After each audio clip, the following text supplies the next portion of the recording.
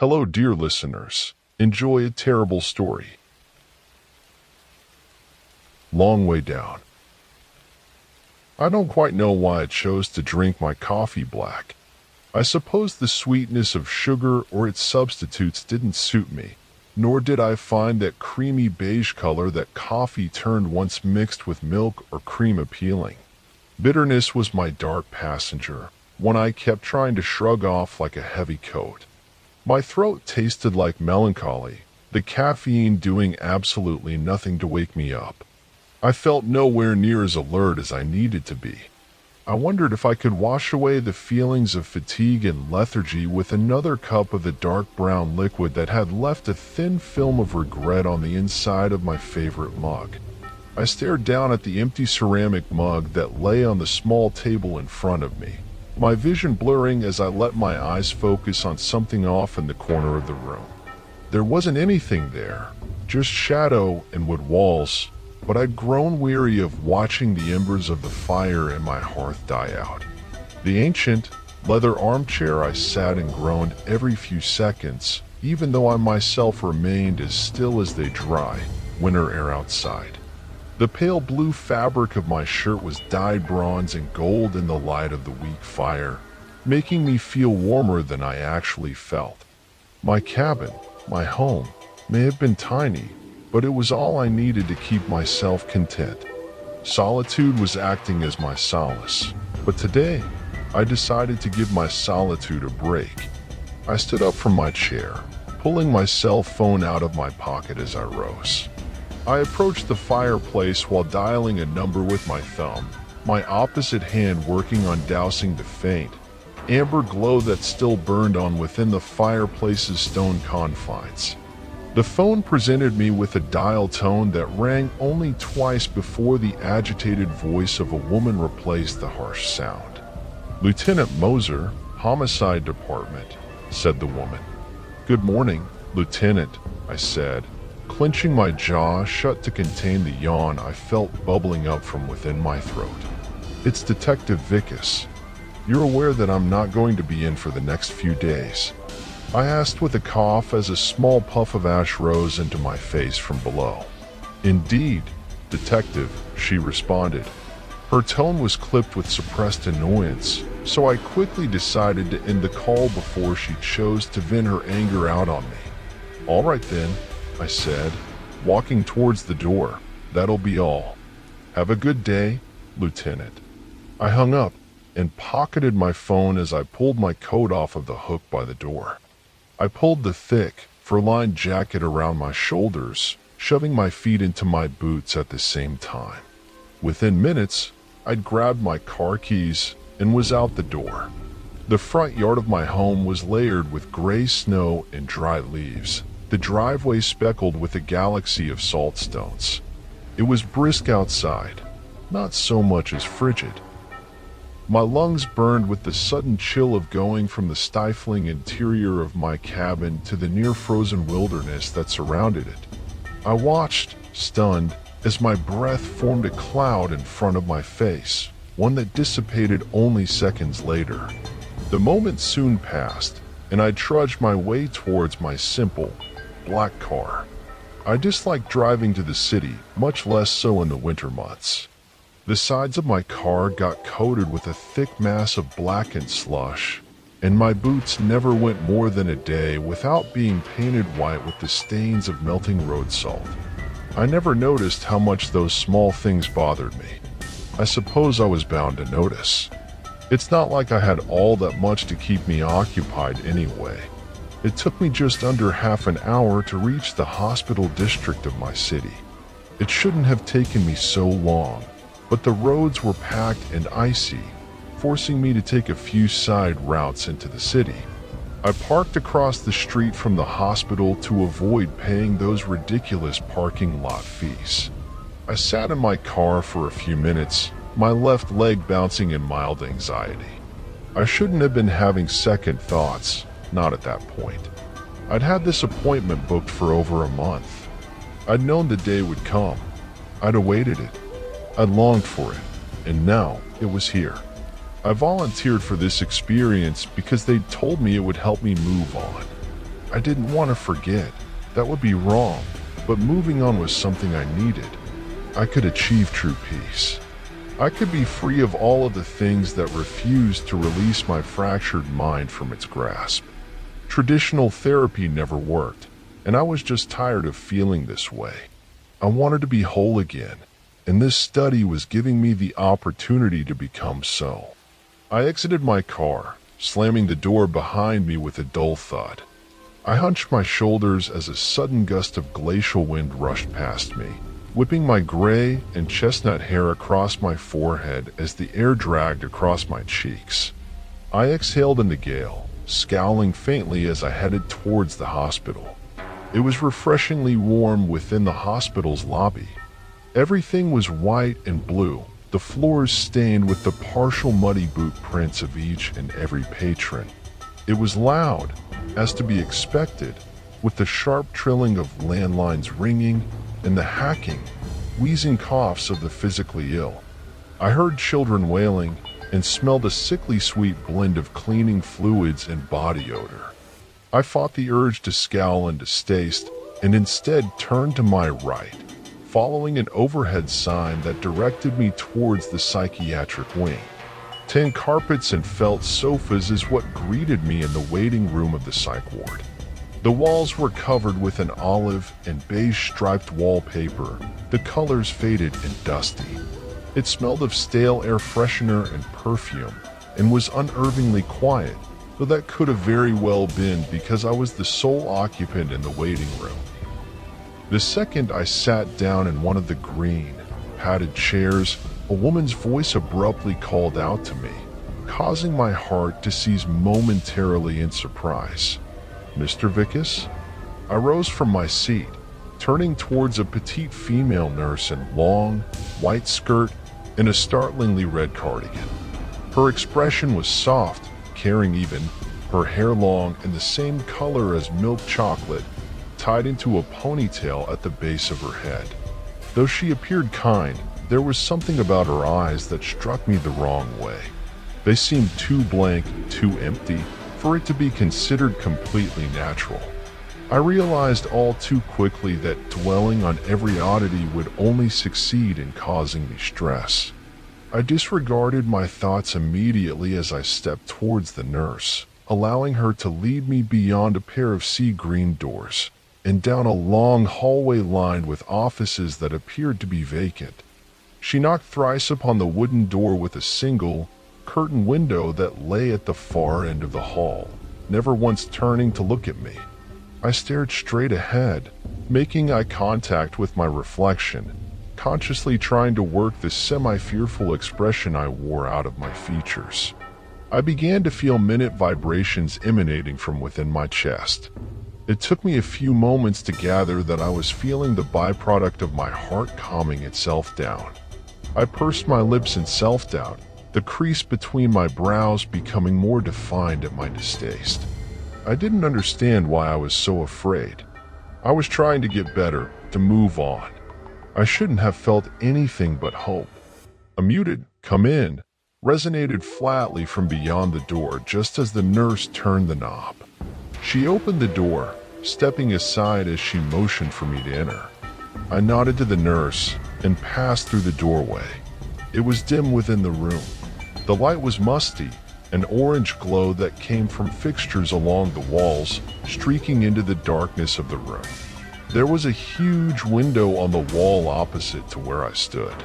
The great panes of glass were shrouded by a sheath of deep green curtains, held back at the center by golden tassels. The walls wore the same outdated wallpaper, the floors donning oriental rugs instead of a standard carpet. In front of the window lay a massive wooden desk. There were papers, file folders, and ornaments scattered like broken glass along the top of the desk. In front of the desk was a long, velvety couch in the same deep green color as the curtains, the fabric appearing to be remarkably new in comparison to the rest of the objects within the room. To the left of the couch was an armchair angled to face the sofa, its brown leather as aged as my own. To the right of the couch was a series of machines, all of them leaking a haphazard tangle of rainbow wires, all of them faintly beeping or subtly blinking. Behind the desk was a chair, and in that chair was a man. He looked older than I was, wearing a plain, gray suit with a nondescript, blue tie. He sat upright, his round face placid. He wore a pair of round-framed glasses, the lenses so thick they made his eyes comically large. His nose was bulbous, his chin wearing a mottled, gray, and black beard. His hair was black with patches of ash and snow scattered here and there, and his face was lined the markers of spending time with other people's problems. "Please, take a seat, Mr. Vickus," he said, gesturing with one of his thick-fingered hands towards the sofa. I nodded distantly and shakily approached the sofa. I sat down as the man came around the desk, taking a seat in the armchair. "Mr. Vickus, I am Dr. Philip Jacoby. I am very grateful for your participation today," he said, extending his hand. I took his hand, shaking it as firmly as I could manage. "Think nothing of it," I said, my voice sounding oddly far away. "I suppose I should explain what it is exactly that this procedure will entail." "No?" he asked, his tone as carefree as if he'd been inquiring about the weather. I simply nodded, my mouth unable to form the necessary words of affirmation. "I'm sure you're at least aware that this is an experiment of the mind. Want to help you come to terms with some rather unpleasant memories?" He posed. I nodded once more. "Very well, then," he said, leaning back into his chair. "Let me begin by telling you just a small bit about your own brain." I felt the corner of my lip curl for just a brief second in the slightest expression of annoyance. I swallowed, trying to remain patient and focused on Dr. Jacoby. "Your brain is an incredible specimen, as are all brains," he began, his eyes glazed over as if reminiscing over a loved one. "The human brain is divided into several different parts, the hemispheres, left and right, the fore, hind, and midbrain, the lobes, etc., etc. The only parts that we shall be focusing on today will be that of the hippocampus and the amygdala," he said, until I felt my own lips moving. "The hippo what?" I heard myself say, my throat forcing down another thick glob of saliva. The doctor blinked at me as if he couldn't possibly believe that I was questioning him, much less interrupting him. "The hippocampus," he repeated, "and the amygdala are both parts of your limbic system. This is where your conscious mind and your unconscious mind reside. Your emotions, memories, fears, desires, and instincts all come from this area," he finished, his eyes locking onto mine.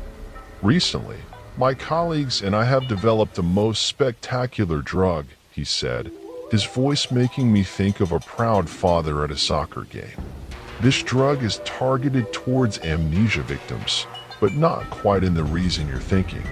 No, this drug isn't meant to bring back lost memories, but it is to help the brain compartmentalize and accept the ones that it already has. This can be such an onerous and painful thing to do, but this drug has the power to soothe the minds of even the most damaged patients," he finished.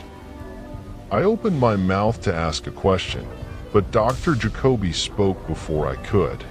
"Now, this drug isn't the traditional pill or syrup or serum that you would receive from the emergency room," he added. "The drug is in a gaseous state that, once inhaled, stimulates the olfactory senses, more commonly known as your sense of smell. Scent is the most effective way of promoting memory recollection, since all scent-related information passes through the hippocampus on its way to the temporal lobe. Therefore, scent should more than be able to aid in the storage of memories as well," he stated. At that point, any and all words I might have wanted to say had long abandoned me. I was alone, even in my thoughts, and all I could do was breathe a faint "Oh."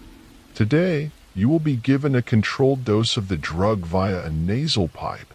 much like what you would wear if you were being given oxygen, while being connected to a few devices," he said, gesturing towards the noisy machines to my left. "One will monitor your brain activity, the others your heart rate and oxygen levels. There is no need for you to feel worried," he said, his voice sounding genuinely assuring. "After all, the only fears you have are the ones you've created for yourself."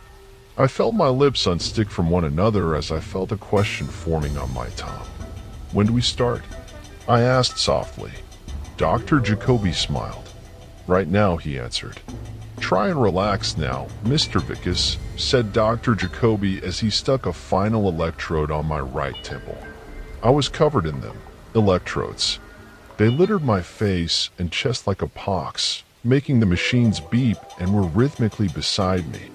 I was laying on my back, my eyes staring at the plain, unblemished ceiling above me, trying to focus on my breathing. "Your vitals seem normal, so if we may begin," asked Dr. Jacoby as he slowly began to untangle a long, transparent tube. "Sure," I responded, my voice hollow and distant. "Excellent, excellent," muttered the doctor. He approached me seconds later with what appeared to be a standard oxygen tube, the kind that rests just inside your nostrils. I let him place it on my face, working to keep breathing normally. "I haven't begun to give you the drug just yet," he said calmly as he lowered himself back into the armchair. "First, I need to get you under hypnosis, understand?" "Yes," I replied, not wanting to nod for fear of dislodging one of the electrodes. "Very well, then," said the doctor.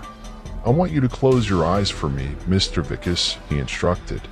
I shut my eyes, my ears scouring the air for the doctor's next words. "In a few moments, we are going to count backwards from 10 together. I want you to tap your right leg with your right hand to indicate that you understand me," he said, his voice now holding a sense of gravity that hadn't been there previously. I patted my right thigh with the specified hand, feeling the weathered material of the jeans I wore beneath my clammy palm. "On my mark, we will begin counting. By the time you have counted down to 5, you will be inhaling the drug.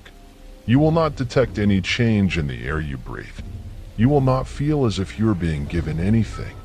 Please tap your right leg once more so that I know you understand," he said, his voice sounding significantly softer, quieter than it had been, as if he was standing on the opposite end of the room.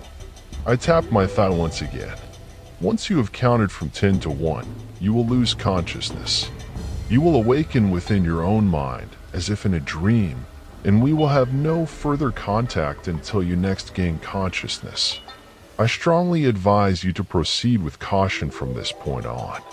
You will be alone with your subconscious, with the memories of what has driven you to come here today. You will confront whatever it is that may be haunting you, and it will not be easy. Now, I want you to begin counting down from 10 now." I pulled my lips apart, trying to calm the wild fluttering of my heart within my chest. 10, 9, 8. My breathing was growing steadily shallower, as if I were succumbing to a panic attack. 7, 6, 5.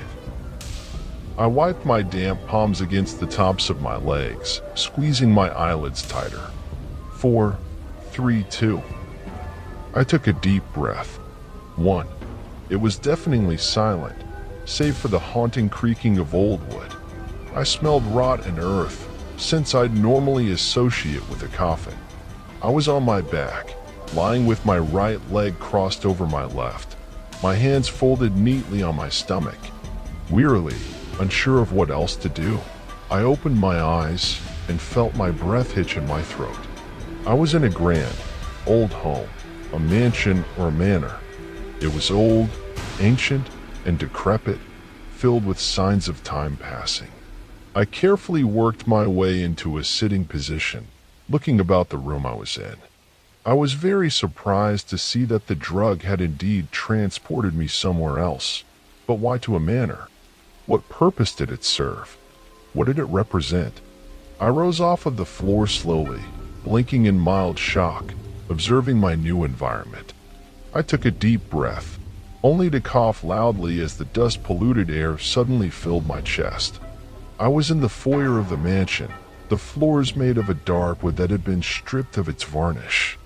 A layer of grime coated everything, making every surface appear luminescent in the light that streamed from everywhere and nowhere at once. There were the remains of a massive chandelier lying in the center of the foyer, scattering a mist of light fractals and glass in all directions. To my left and to my right was a pair of identical staircases, both leading to a single, open door on the upper level. The walls were bare, except for the few empty picture frames that were hung every few feet or so. The frames were identical, each the same large size and design, each devoid of a photograph or painting. I turned around, expecting to see a door, only to stumble back a few steps in shock. There was an immense painting on the wall behind me, one that was impossibly big. It rose from the mid-wall nearly to the ceiling, the frame covered in bits and pieces of pallid cobwebs. It depicted a Renaissance-plagued doctor holding a single crimson rose, standing amidst a sea of wheat stalks, staring off into the distance. My heart was thrashing violently, as if it were a caged beast fighting to escape by body. Something about the painting was stupendously off-putting. I had no clue as to what this entity could possibly be here to help me confront. I had never had an interest in history, and I was only aware of the plague doctors because of a few short novels I'd read. I doubted the image was there to alert me that I'd simply enjoyed those books. I began to feel a faint trickle of nausea creeping up from my gut as I continued to gaze upon the painting, causing me to quickly turn away. I gasped sharply, feeling quite confused and much disoriented. I was now standing on the upper level, facing the open door that I'd seen from the foyer. I hadn't climbed the stairs, much less even considered entering the unlit room, but as I stood before it, I felt a sense of morbid curiosity urging me to proceed.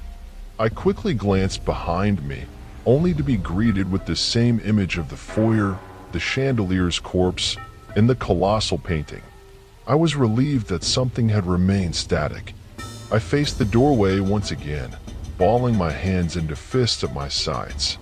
I looked to my left, seeing only an empty picture frame. I looked to my right, and saw the same empty frame. I had nowhere else to go except forward. I felt my breaths escaping my parted lips, the air dry and thin. I swallowed and passed through the doorway. Long Way Down, Part 2. Recommended listening, Seven Devils by Florence and the Machine. The door slammed shut behind me of its own accord, filling the still air with the dead thud of heavy wood falling into place. Instantly, I was bathed in blackness. There wasn't as much as a single pinprick of light before me. It appeared as if I were made of shadow, my body non-existent in this realm of pure darkness. Aside from the absence of light, I became quite confused when I noticed the scent of lavender wafting through the air. I felt something tapping at my memory, something trying to remind me what the significance of lavender was, but I couldn't remember what it was for the life of me. I wondered if there was a chance of finding a lamp or a flashlight somewhere within the room, so I chose to take a single step forward in hopes of locating a light source. My shoe clapped against the barren, wooden floor as a single gas lamp illuminated on the opposite end of the room, followed by a pair on the walls to my left and right, and another after that, until the room fully came to light. I suddenly regretted entering the room. I was surrounded by mirrors of all shapes and sizes. They were all pristine, all appearing brand new.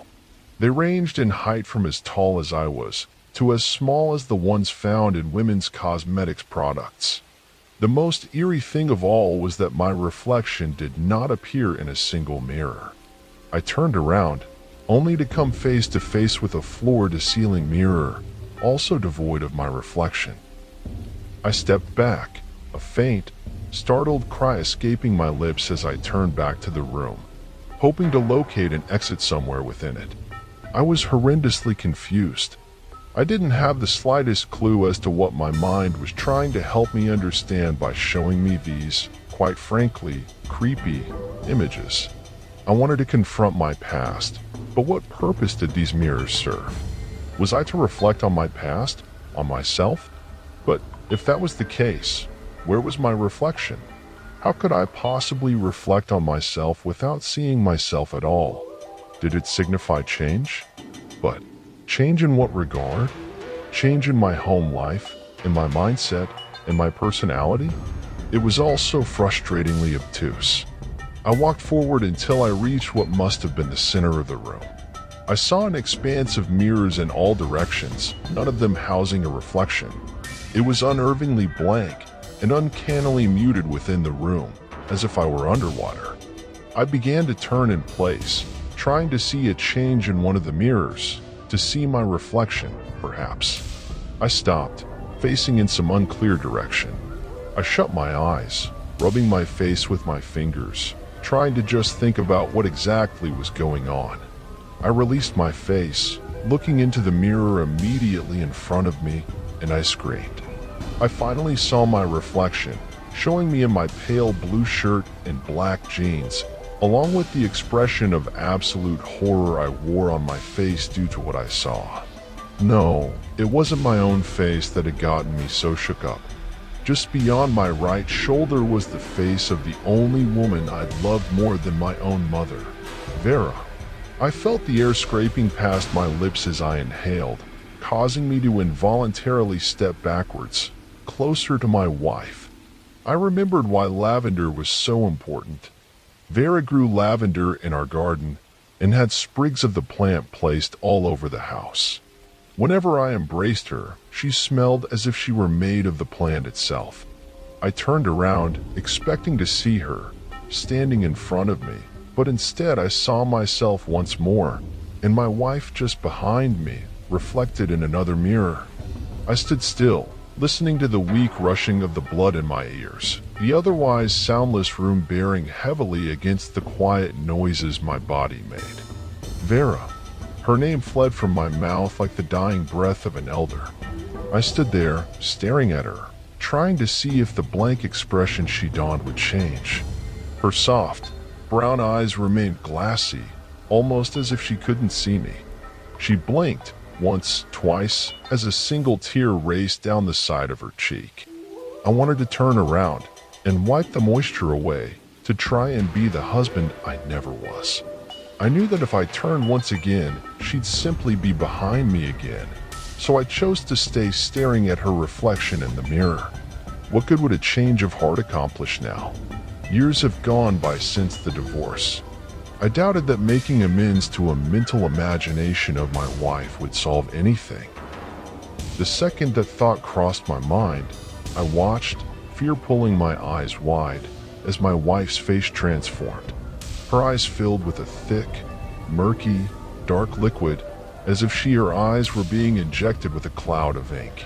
The fluid pooled like tears at her lower lash line until it spilled over her cheeks, streaking her smooth skin with charred rivulets. Her jaw seemed to unhinge as a terrible, piercing cry ripped from her throat, making our reflections ripple in the mirror in front of us. I felt my breath rush out from within me as I lunged forward into the mirror, shattering it, wanting to destroy the image of whatever I'd just seen. The moment her eyes began to grow black, I knew that the woman who I'd encountered was the farthest thing from my wife. It was a manifestation of my worst fears, embodied in one of the few people I'd managed to damage just a little bit more than myself. She was my guilt, my regret, my self-loathing, and my disgust. I needed to get away. I needed to overcome it. I bit hard on the inside of my cheek to prevent myself from crying out in pain as I felt the shards of broken glass embed themselves into the flesh of my face, arms, and chest.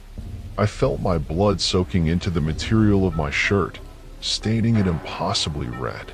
I tried to flee, screaming as loud as my vocal cords would let me, as the creature behind me raked her nails across my back, shredding the back of my shirt into tattered ribbons.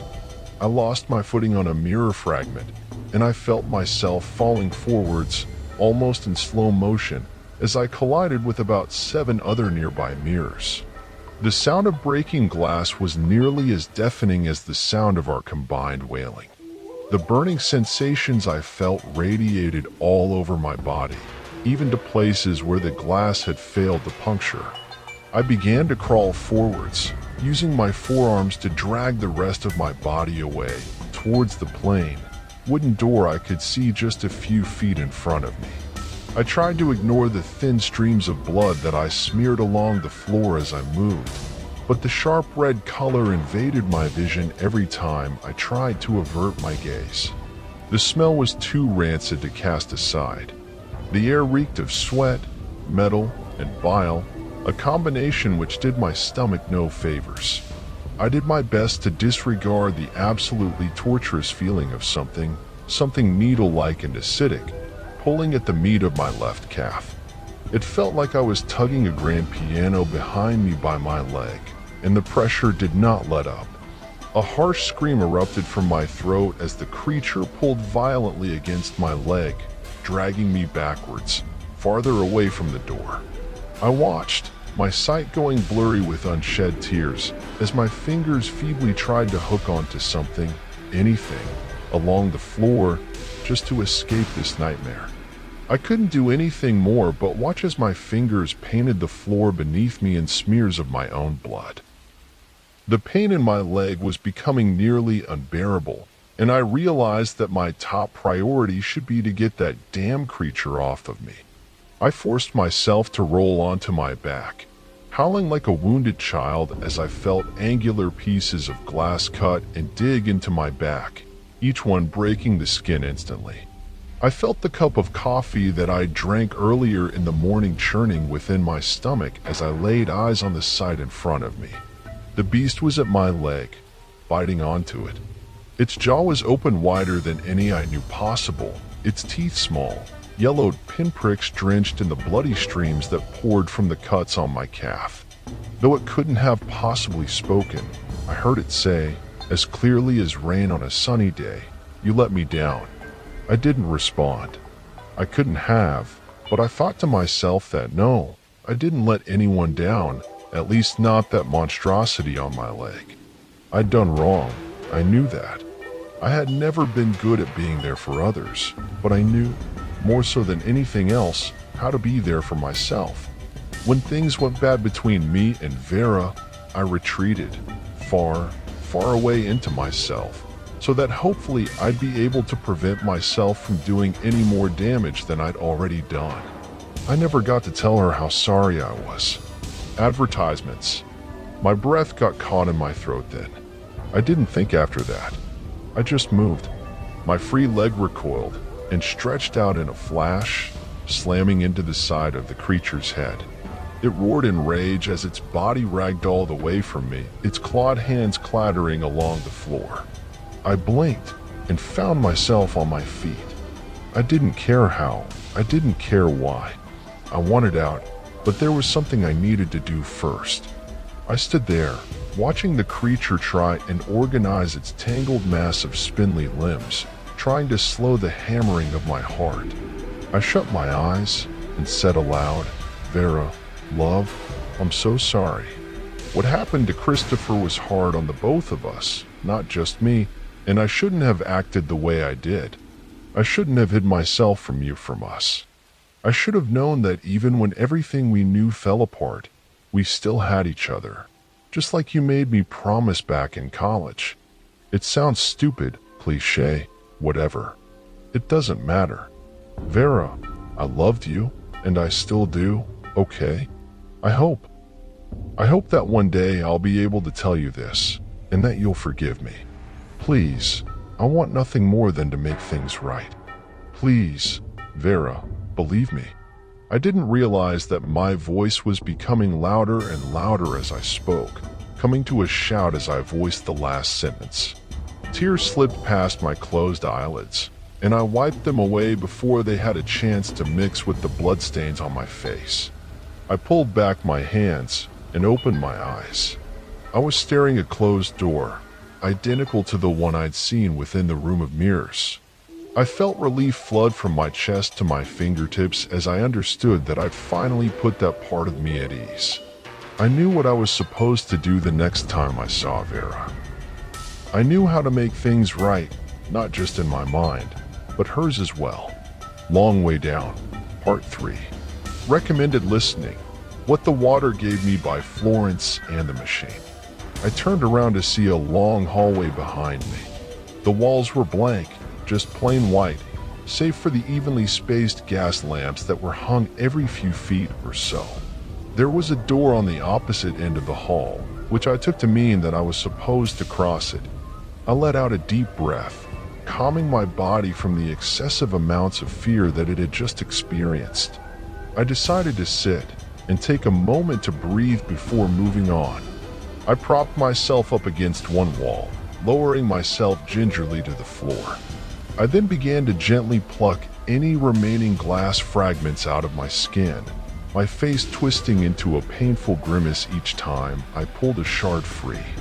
I went to examine my leg, where that monster had bit me, only to find the skin unblemished and painless, as if nothing had happened. Once I'd gotten all of the glass out of me, I leaned heavily against the wall to get back on my feet. I rubbed the back of my neck, exhaling slowly, and started forward down the hall. I suppose I should have turned back the moment the gas lamps started to flicker, but I didn't. I kept going, ignoring the almost undetectable gust of wind that rushed past my body. I pretended that I didn't smell the overpowering scent of stale seawater as I made it to the middle of the hall. That's when I stopped. The door I'd been heading towards was suddenly obscured by the presence of a shadow. It was humanoid in shape and cast no shadow of its own, despite the numerous light sources that surrounded it. I furrowed my brow, confused as to how I'd neglected to notice it from down the hall prior to this point. It wasn't exactly hard to miss. I took a step back and saw the shadow blink out of existence. It didn't make sense, but despite my desire to cross the hall, I assumed it would be a wiser choice for me to just turn around. Staring at the now clearly visible door, I began to back up until I couldn't. I turned around and was confronted by the sight of a wall. I didn't know where it came from, but it was now very clear that I needed to go towards the door. I pursed my lips and turned back to the door. As soon as I crossed the midpoint, the shadow reappeared again, but I kept walking.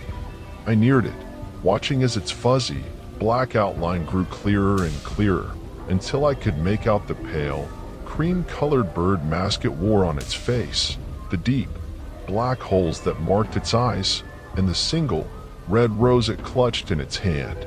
I stopped, realizing that I was beginning to feel very, very nauseated. I was about 5 feet away from the plague doctor, watching it watch me, my vision growing increasingly blurry around the edges. The world seemed to tilt as I stared at it, unsure of what to do. It was so quiet, as if I jammed my fingers in my ears. My fingertips felt numb, my body shaking more and more violently as time ticked on. I couldn't move, even though I desperately wanted to. I could only watch, dread seeping into my gut as it began to approach me. The two lights to its left and right blacked out, dousing the entity in darkness. It came closer still, causing 2 more lights to wink out as it passed them. The mask it wore appeared to glow in the lamplight, making it appear ethereal as it continued its approach.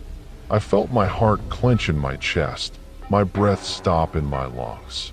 My legs tensed and lunged back as I broke into a near sprint to get away from the creature.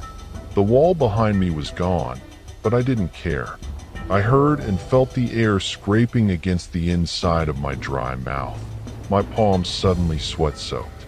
I heard the faraway claps of the plague doctor's feet as it treaded towards me, my own thundering footfalls not loud enough to drown out the sound completely.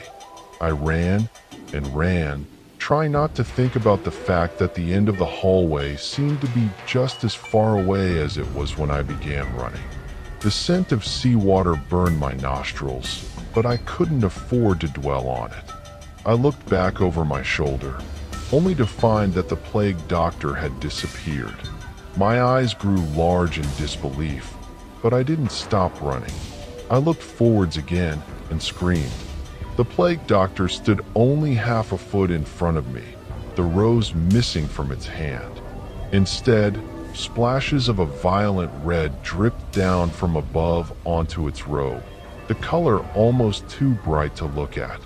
I angled my body away from the plague doctor, getting ready to run the other way, when I heard the sound of rushing water.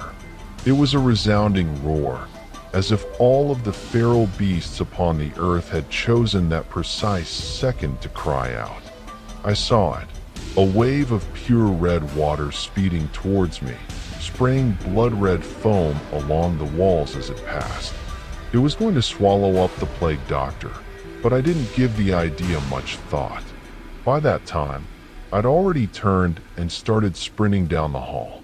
I was panting heavily, though I wasn't very tired. The thought of drowning in a bloody river was frightening enough to send my body into overdrive.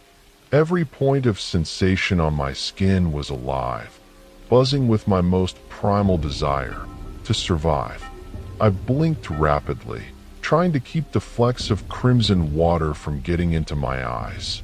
It was between a few of these blinks that I noticed the plague doctor, once again barring me from accessing the door.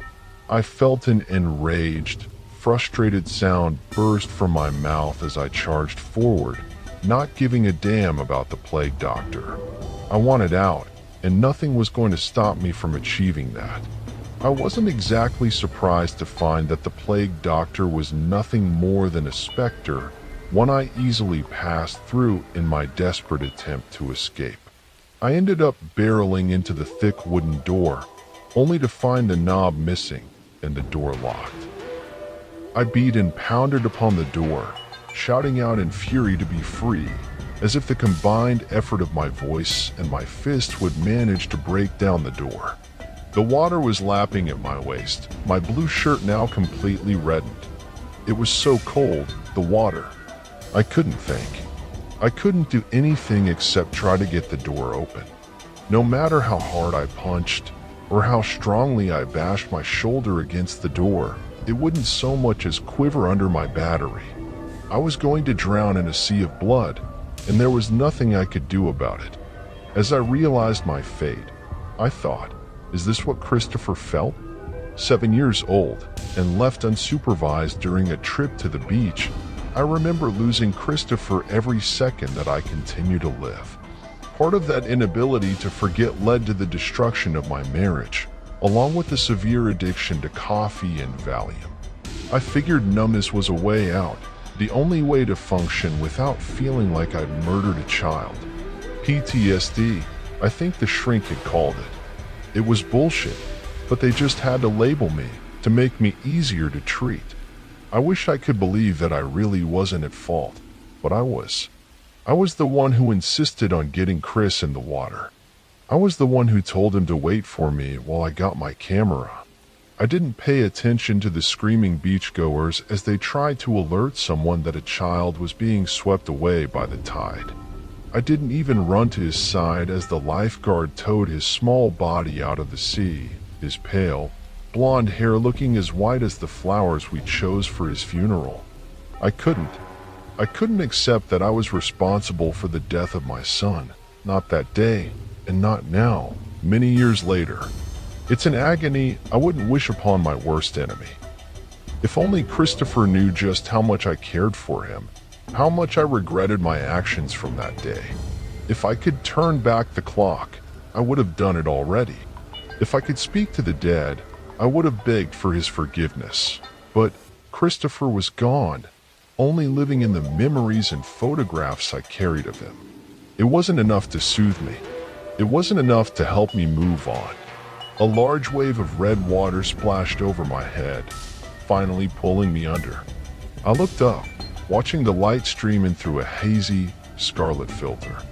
I hadn't gotten a chance to take a deep enough breath to swim to the surface. I doubt I'd even tried it if I had.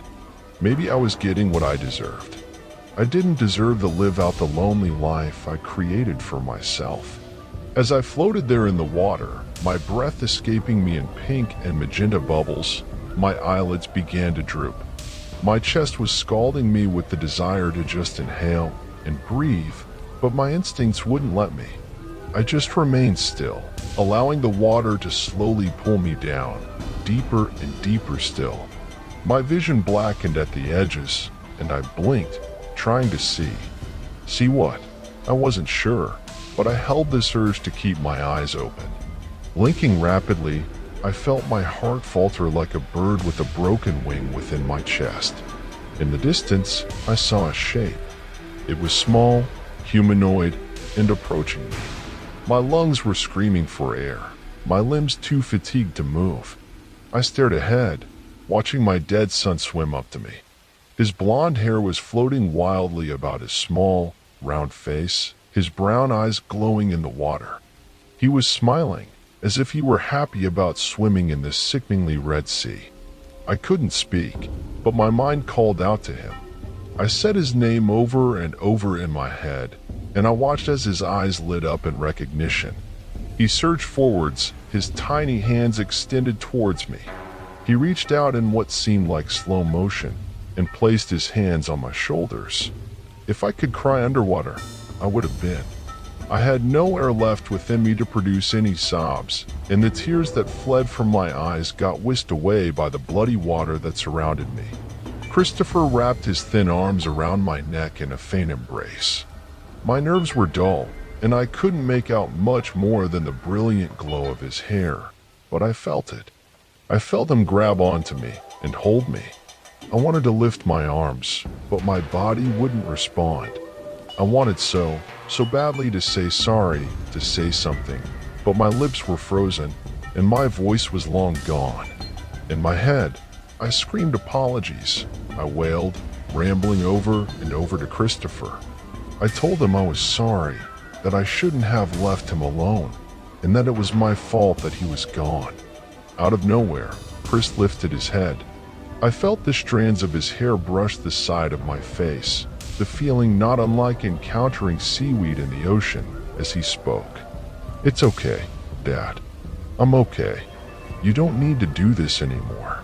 Just let go, Daddy," he whispered, his voice muted by the water. I couldn't see him anymore, and I couldn't feel my body. I was just a thought, strewn about somewhere in an endless expanse of red.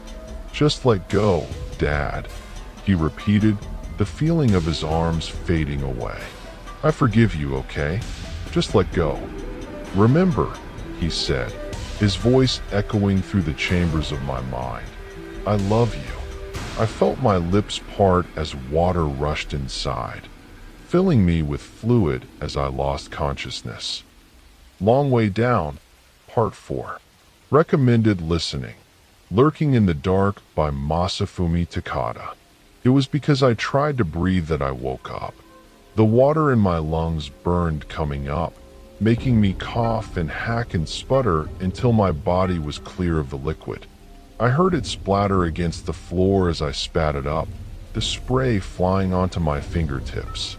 My clothes were dry, and my socks and shoes were missing, but my hair still dripped droplets of the cold water onto my forehead, cheeks, and nose. I suppose I felt more at peace, more free of what had been haunting me about Christopher's death. I felt shell-shocked, like I couldn't believe that I didn't need to dwell on what could have been any longer. I know that the Christopher I'd seen wasn't really him, but I needed to see what I did, to hear what I did. There was a heaviness that was missing from within me, and I didn't want it back. It wasn't until I'd calmed my breathing and soothed my faltering heart that I tried to look at the world around me. It was very hard to determine just where I was.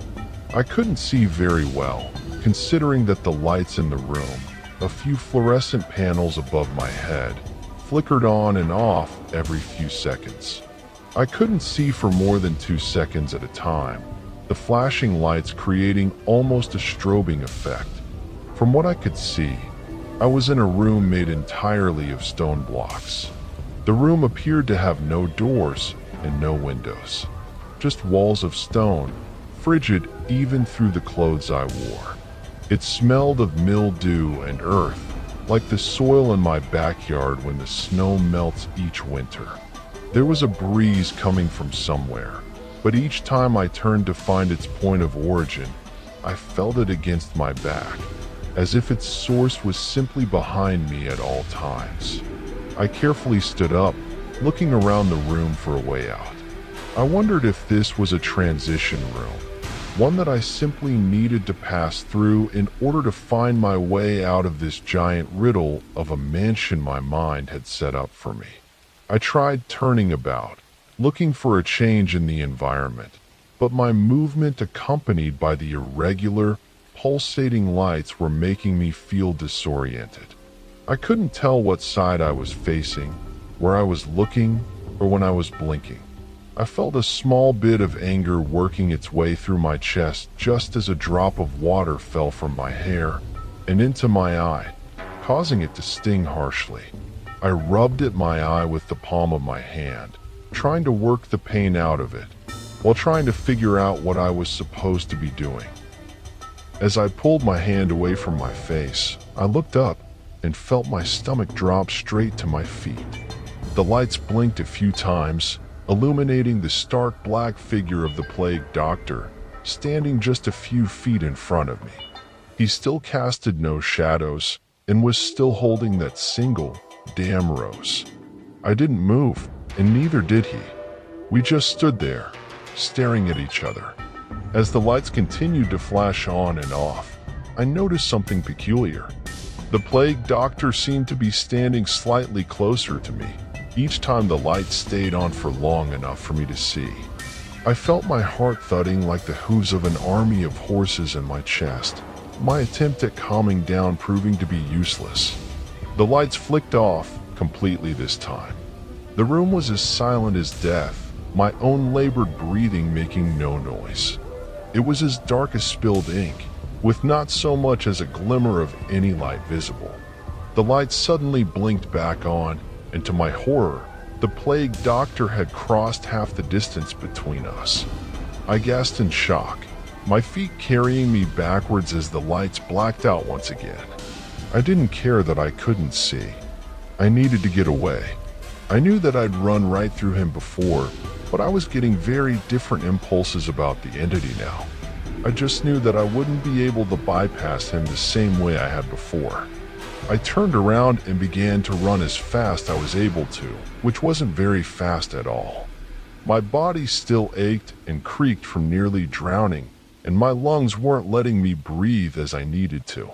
The lights came back on, and I stopped as quickly as I could to prevent myself from running into the plague doctor that had appeared in front of me. I screamed, caught off guard by the plague doctor once again. I turned and ran once again, my bare feet slapping against the floor. Stop. The word echoed around the stone walls, and I felt my legs stop pumping until I stood still in the center of the room. I couldn't move, even though my fight or flight response was making it very clear that I needed to flee. I heard footsteps from behind me, getting steadily louder and louder as they came closer. "You can't run from death," I heard a hoarse voice say from my right beside my ear. I was startled by how similar his voice sounded to my own. The need I felt to run was more powerful than the fear I felt in that instance. I doubted I was in any real danger, but there was no mistaking the animalistic instincts I was experiencing. I felt moisture seep over my toes, and I looked down, wondering if I'd managed to soil myself in my fear. Instead, I saw that I was standing in a large pool of a deep, brown liquid. I wouldn't have realized what it was if it weren't for the unmistakable scent of coffee that wafted upwards from the floor. I felt confusion replace my unease, trying to understand what the spilled coffee meant, what the plague doctor meant, what this entire room was trying to get me to understand. "You can't run from death," the plague doctor repeated. "All right, shut up," I shouted as I turned around to face him, my legs finally responding to my commands. And then it all made sense. I had tried to run from Christopher's death by staying up late, pouring cup after cup of coffee. I didn't want to sleep. I couldn't, because I'd see Christopher in pain, crying, calling for me to help him. I understood what the plague doctor was trying to tell me. He extended his hand, offering me his red rose, the petals unnaturally vibrant in the dim, gray room. I took the rose from the plague doctor, starting as I pricked my finger on one of the rose's thorns. I watched a single droplet of my blood fall to the stone floor beneath my feet. The coffee puddle suddenly all dried up. I looked to the plague doctor, only to find him gone, and to see that I was back in the foyer of the mansion. The rose in my hand was now wilted, its petals shriveled and dead. There were no more picture frames along the walls, just plain, white wallpaper. The door on the second floor was no longer there, but a single floor-to-ceiling mirror hung in its place. I turned around and saw that the painting of the plague doctor was gone as well, leaving only a darkened patch where the painting used to hang. I dropped the rose stem from my hand and slowly sank to the floor. I sat, my bare feet sticking to the dusty, wooden floor, wondering what I was supposed to do next. I can say that I felt much lighter, as if I'd shrugged off a layer of waterlogged clothing. I could sleep when I got home, and my dreams wouldn't be clouded by the screams of a broken child. I could call Vera and settle the mess between us. I was free. As I sat there, I started to feel drowsy, like I'd suddenly been drugged. My eyelids fluttered shut as my breathing evened out, my body gently falling back against the wooden floor. The world blacked out as I started to smell mothballs and air freshener. Long Way Down, Part 5. Recommended listening, Long Way Down by Gary Newman. I awoke to the steady beeping of a heart monitor. My eyes blinked a few times, the tendrils of lingering slumber retreating away from me.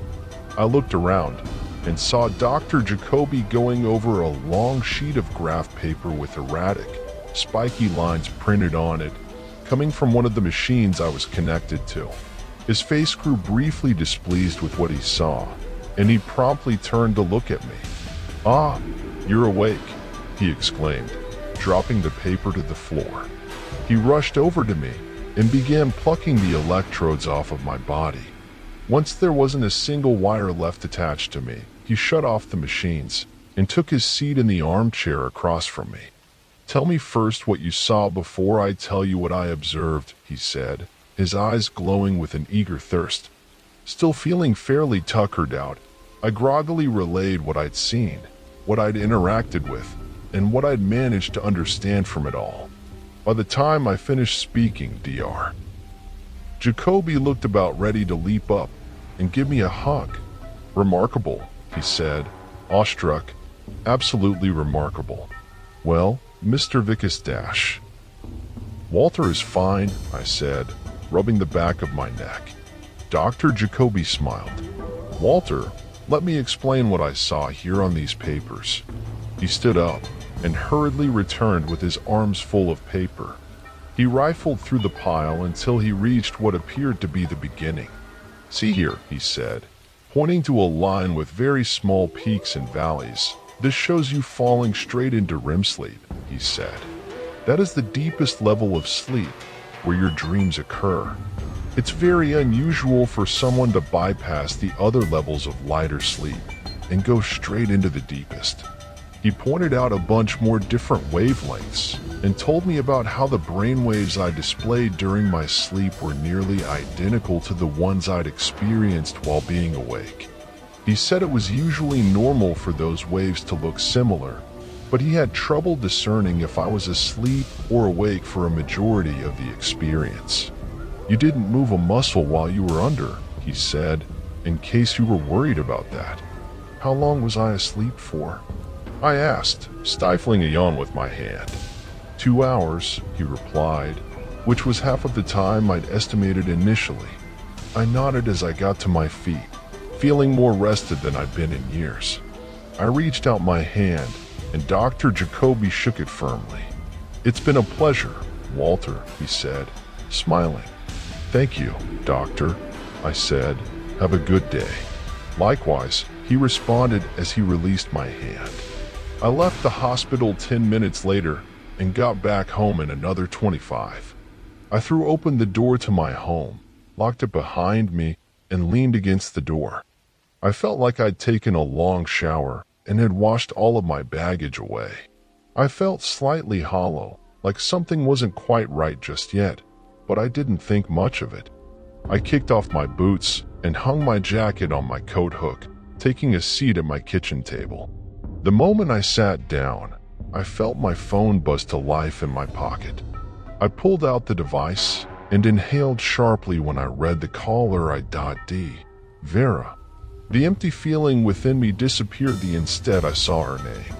This was my chance to make things right for good. I looked at the vase of roses that sat in the center of my table. An image of the plague doctor flashed behind my eyelids. I knew what to do. I always did. I just didn't realize that until now. Pulling a single red rose out of the vase, I answered the call.